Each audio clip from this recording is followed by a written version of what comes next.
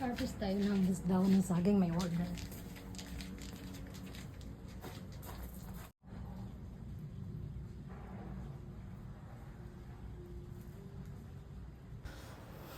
Umuulan guys, umuambon.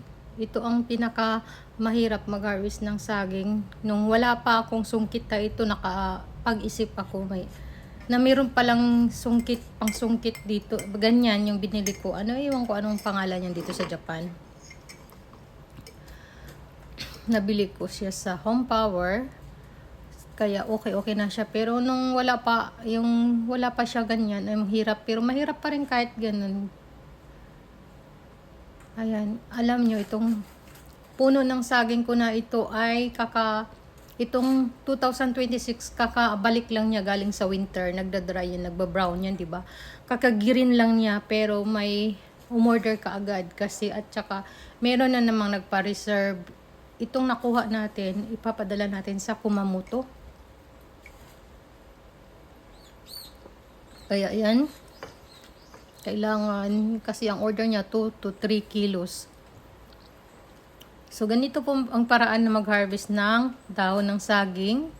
Ewan ko lang sa inyo. Ito kasi hindi ko masyado, ayan, ginalingan yung pagkuha dahil ang yung blade, yung natin, yung ginamit nating pang tabas ay baliktad. Ako kasi, 'di ba alam niyo ang mga right hand yung mga Hapon, 'di ba, baliktad yung kamay nilang gamit. Kaya ang din nila baliktad. Kaya nahirapan ako kasi baliktad yung ating pangsungkit. Kaya hindi siya masyado Iwan ko anong pangalan yan. Ayan, iyan ang ating nakuha. Ganito lang po mag-harvest tayo ng saging. Hanggang mabuo natin yung ilang kilo ang gusto ng ating customer, guys. Alam nyo, ang itong puno ng saging ko ay nagsimulang sa isang puno lang to na maliit na binili ko sa online at pinalaki ko hanggang ilang years nagkaroon na ako ng saging. Ilang pagsubok din ang naranasan ko sa pagtatanim ng saging, puno ng saging dito sa Japan kasi may winter nga ang Japan. Kaya ayun, sa awa ng Diyos, kasi doon ako bumibili sa Tokyo, 2,500 pa dati at 2,700.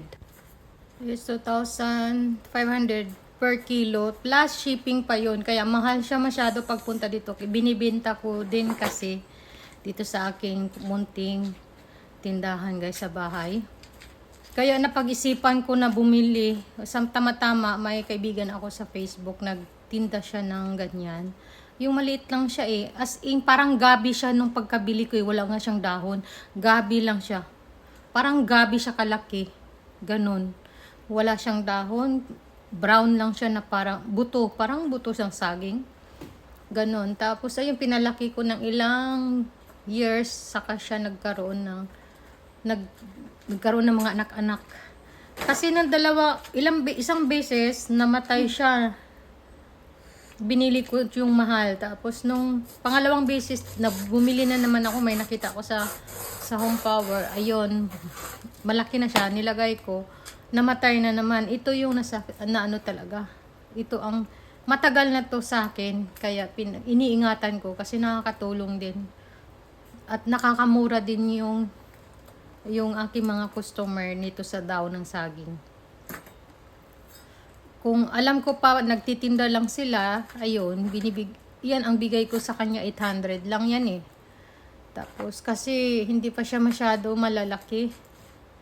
So, ang kuha natin sobra 1 kilo, mahigit lang kasi kakaumpisa nga lang ng dahon.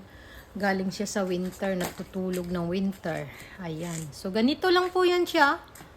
Kailangan, yung tangkay, wag talagang, yung pagkahiwa mo sa dahon, lagyan nyo din ng kunting tangkay para, ayan, ganyan siya.